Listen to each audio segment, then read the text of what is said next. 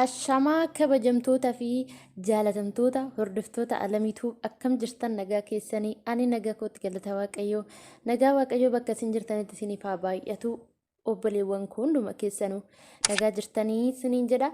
Egaa chaanalii koof immoo haarawaa kan taatan Subscribe gochuudhaan maatii naaf taa'ee akkasuma mallattoo bilbilaa san tuquu hin dagatinaa maaliifi yeroon viidiyoo hojjedhu akkasiniif seenu jechuudha. Egaa barumsa nan barsiisu wanta agarsiisu hundarraa waan xiqqoo ta'u akka hubattan abdiin qaba. Guyyaa har'aas barumsa isiniif ta'a waan irraa hubattu jedhee tanan qabadhee dhufee garuma viidiyootti sin dabarsa jechuudha. Egaa mata dureen har'aa kanan qabadhee dhufee amaloota dhiira amanamaa jedha. Amaloota dhiira amanamaa kana akkamitti beekna? Dhiirri amanamaan amalli isaa kan akkamiiti kan jedhudha jechuudha. Inni tokkoffaan waan hojjetu hin dubbatu. Egaa dhiirri tokko jechuudha dhiirri amanamaadha kan jennu tokko waan hojjetu hin dubbatu. Waan hojjetu yeroo jennu fakkeenyaaf wanta addaa yookaan mana wayii ijaarsisaa jira iddoo wayiitti yeroo jennu yookaan immoo wanta wayii bituudhaaf yoo ta'e haasa'aan deemu jechuudha. Namuma argetti waan akkana tan godha mana akkana ijaaru fantaa waan akkasiin jedhu jechuudha. Calliseetuma gaafa hojjaa san xumure sarpiraayizii godha jechuudha yookaan jaalalleessaa yookaan haadha manaas haala saniin dubbata malee yeroo hunda haasa'a. Kanaafuu dhiirri amanamaan tokko wanta hojjetu hin haasa'u jechuudha.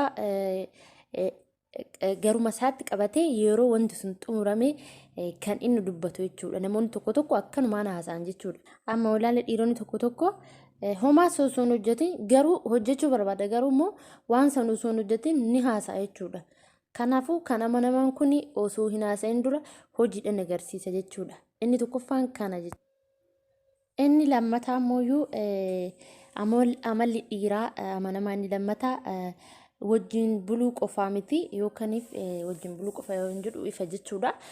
Amma fakkeenyaaf shamarree tokko ni barahaa jennu egaa baratee booda yookaan bilbila wal jijjiiree san booda guyyaa lama sadii yoo raasa'e wajjinaa bullu jedhaan yookaan algaa qaban waan akkasii jechuudha.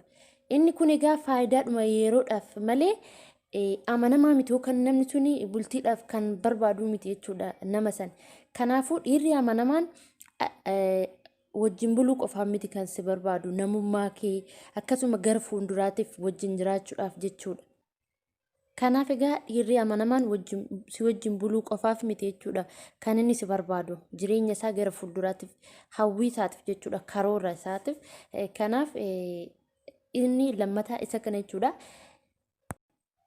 Inni sadaffaan dhugaa dubbata jechuudha. Dhugaa dubbatee nun jedhu fakkeenyaaf inni iddoo wayiitti oolee jennu kan hiriyaasaa wajjin yeroo deeme fakkeenyaaf haati manaasaa yookaan jaalalleessaa eessa ooltellee osoo hin jedhiniin ofuma isaatiif dubbata yookaan ofuma isaatiif dhugaa dubbata jechuudha bakka oolee ni haasa'a jechuudha.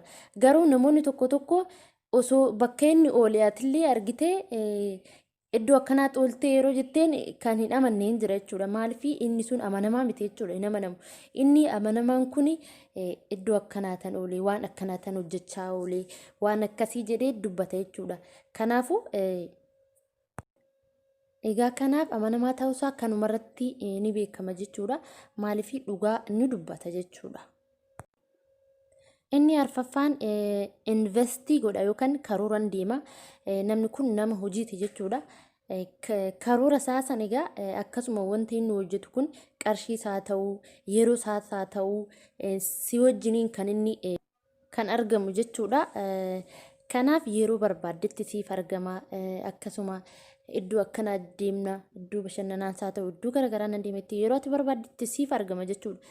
Inni hin amanamni kunoo sababa garaagaraatiin ni fagaate jechuudha hin argamu akkasuma amalli isaas kanarraan adda jechuudha. Kanaafuu inni arfaffaan inni shanaffaan hin jijjiiramu yeroo jedhu egaa fakkeenyaaf amala isaa hin jijjiiru amalli isaa duraanii